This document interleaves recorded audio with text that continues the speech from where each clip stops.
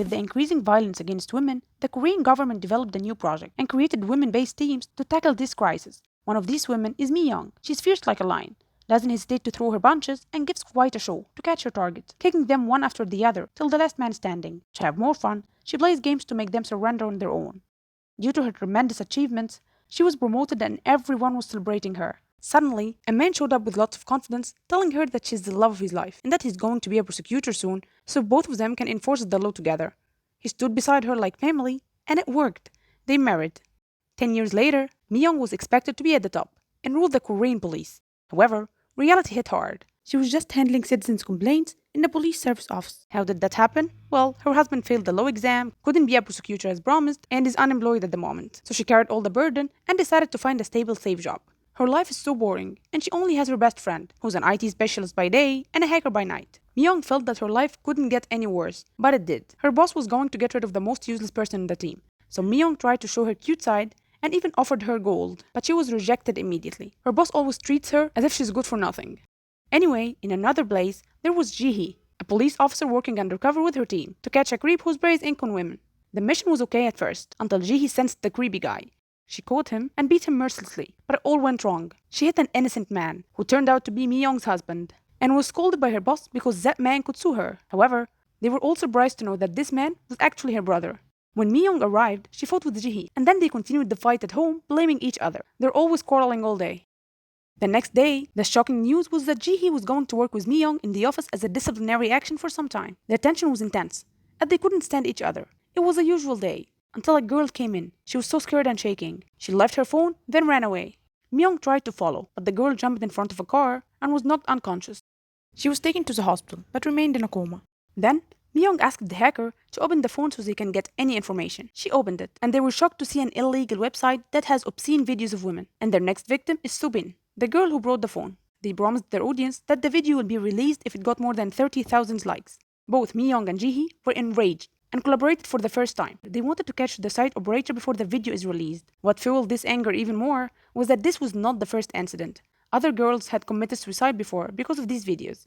So Ji-hee went to meet Sobin's friend. She heard from her that both of them were partying in a new club that had opened recently, and 4 guys came up to them. Then they went upstairs with them. Everything was fine, and they were having fun. But when the friend went to the bathroom, she came back to the room and found no one, including Subin.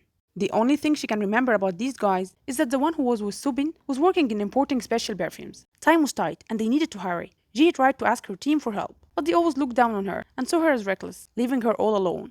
She had no choice but to go back to Mi-young and do their investigation from the office. But they had to watch out for the boss, as her eagle eye was waiting for her prey to expel her. The hacker was their winning card. She used her hacking skills and checked the security cameras of the club Subin was celebrating at. They found the 4 guys and checked for their car number, but it was fake. Luckily for them, the hacker didn't accept defeat. She followed the car along the way until she found the location where they stopped. Ji ran towards that location, only to find a cheap motel. She didn't find any of the bastards, so she asked for any creepy men who came to that place and used the spy cam. Obviously, only psychos go there. The man even told her that spy cams can be as small as a button and cannot be found. Ji was searching for any clue until she saw one, a creepy man looking so suspicious, and all types of spy cams dropped out of his outfit. Looking at Ji in her cop suit, he ran, and she chased him. The hacker was watching her through the security cameras and giving her directions to the pervert. Despite the tough chase, she couldn't catch him, until the super-heroic arrival of Mi-young, who chased the pervert with swag until she knocked him down, and was so happy she still has it. Anyway, she was so surprised to see that the pervert is one of the criminals she had arrested before. As an expert in being a pervert, he checked the videos on the site and told them that these psychos are using a new drug that can make the girls pass out, then wake up after 30 minutes but cannot move or resist. At that moment, Ji remembered that one of the 4 psychos imported perfumes. After pressuring the pervert to confess, he told them about a tattoo shop where they could find this type of perfumes. They decided to go to the tattoo shop as if they're going to have one, but it will not be easy with Jihee's suit. To look cool, they bought 2 shirts. It wasn't really cool, but it will do the job. They entered, and once they asked about the perfumes, the owner there got all his men out and ordered them to kill Mi-young and Ji. Having nowhere to escape, Ji turned off the lights so Mi-young can work her magic. She instilled fear in their hearts, then hit them one after the other, and had to use Jihee's gun to stop them. Because of that, they were all arrested at the police station. The police didn't know Mi-young and Jihee's identities, and considered them criminals too, until Jihee's team arrived. They cleared their names, and this was the first time they were happy with Ji, because the thugs who were arrested could get them a good promotion, and that's all they want. At that time, Mi-young got a call from the hacker that the four psychos are back at the club, searching for their next victim. Ji asked her team to help them, but they refused. They didn't care about the victims who went through this or even catching those criminals. All they cared about was going after the ring behind all of that to get their stupid promotion, and literally left Ji-hee to fight on her own. Mi-young knew that they have no time and that they have to catch them before the video is released. They went to the club, but they just had one obstacle. They needed to wait in a long line to enter. Actually, that wasn't the only trouble facing them. That's because they let Ji-hee in, but rejected Mi-young because of her age. She tried to create a scene, telling them that they are racist and that she saw men her age enter easily. So the guard told her if she has money to spend, then she's welcome. But a penniless like her had nothing and had to wait for Ji-hee outside. Ji-hee entered the club and started searching for any suspects until she found them. The four psychos that Soobin's friend told her about, with their leader who plans everything for them. She went upstairs to talk to them.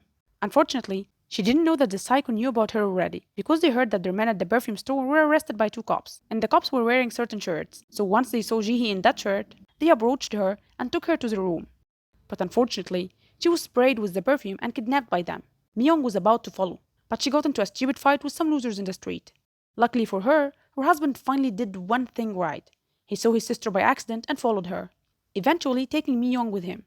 After the psychos got to their hideout, they were about to give Ji-hee a drug and film her too, but her brother entered with courage to stop them, only to be knocked out without anyone touching him. He just can't finish things till the end. However, let's not forget that Mi-young was there. She knocked the first two guys easily, and then started to fight with their leader. The fight was intense, and Mi-young was hurt badly. The leader knew that it's a matter of time before the police arrives, so they escaped after tying them up and leaving them to burn. Mi-young woke up finally and saved the three of them. But they felt so bad because they were so close to catching them but failed. The next day, Mi-young went back to her regular job, only to find out that she's forced to resign. Meanwhile, Ji-hee went back to her team, depressed from the injustice toward the girls, and lost her temper at them, blaming them for giving up on the people just for chasing a stupid promotion, and that she's ashamed to be a police officer. Her speech made her team leader, who was always asleep while the team do the whole job, have some kind of conscience awakening, and decided to help her get these bastards down. Finally, she went with her team and took Mi-young with them, and started the chase. They had a whole team following every camera to find the bastards, and they located them. The leader and his friend who created the perfume were about to escape the country and open a new site. The other two were cleaning up behind them, so they split. Ji-hee's team went after the other two and managed to arrest them easily, while Mi-young and Ji-hee went after the leader and his friend. They chased them fiercely. The leader was incredibly mad that they were still alive and started hitting people and causing chaos everywhere while trying to escape, until they reached a dead end. The leader ran and left his friend, who was hit severely by Mi-young and was even sprayed by his own perfume and lost consciousness. As for the leader, Mi-young went for him next and wanted revenge. This time, she hit him hard. It was a tough fight. People were gathering all around them. While fighting, the leader stabbed her and was about to kill her, until Ji-hee arrived and threw a gun at him. By accident, her brother saw her and thought of helping them. How did he do that? Well, he was just hit by the gun and ended up protecting the leader instead. He always has good intentions with the wrong directions.